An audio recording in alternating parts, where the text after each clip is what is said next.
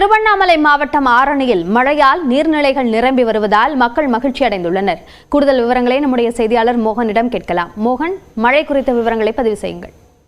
அபிநயா, தமிழகத்தில் வடகிழக்கு பருவமழையானது உருவாகியுள்ளது. குறிப்பாக தமிழகத்தில் இன்று 11 மாவட்டங்களுக்கு மழை பெய்ய வாய்ப்புள்ளதாக சென்னை வானிலை ஆய்வு மையம் தெரிவித்த நிலையில் குறிப்பாக திருவண்ணாமலை மாவட்டத்தில் கடந்த சில 10 தினங்களாகவே இடைவிடாத மழை பெய்து வருகிறது. குறிப்பாக காலை முதல் வெயில் வாட்டி வதைத்தாலும் கூட மாலை நேரங்களில் மழையானது கொட்டி தீர்க்கிறது. கடந்த 2 நாட்களாக மழையான இடைவிடாத அந்த மழை பெய்து வருகிறது.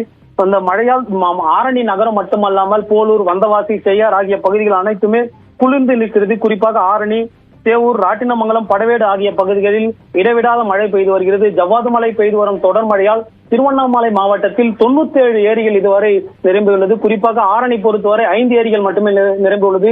போலூரில் 21 ஏரிகள் நிரம்பியுள்ளது. ஆரணியில் நிறைய ஏரிகள் நிரம்பாமல் உள்ளது. குறிப்பாக ஜவ்வாது மலையிலிருந்து உருவாகக்கூடிய அந்த நாகநதி ஆற்றில் நாணல் புதர்கள் அடைந்து காணப்படுவதால் ஏரிகள் நிரம்பாமல் இருப்பதாக விவசாயிகள் தெரிவிக்கின்றனர். இந்த நாணல் குறிப்பாக விவசாயிகள் வைக்கின்ற மிகப்பெரிய ஒரு கோரிக்கை, நாகநதி ஆற்றில் இருக்கக்கூடிய முட்புதர்களை அகற்றினால் ஏரிகளுக்கு நீர் வரத்து அதிகமாக இருக்கக்கூடும். கடந்த ஆண்டை விட இந்த ஆண்டு திருவண்ணாமலை மாவட்டத்தில் மழை பொழிவானது அதிகமாக இருக்கின்றது. வருகின்ற மே மாதத்தில் நீர் பற்றாக்குறை இருப்பதற்கான வாய்ப்புகளும் மிக குறைவாக உள்ளது. இந்த தொடர் மழையால் ஆரணி நகரமே குளிர்ந்து காட்சியளிக்கிறது. அபிநயா, விரிவான விவரங்களுக்கு நன்றி மோகன்.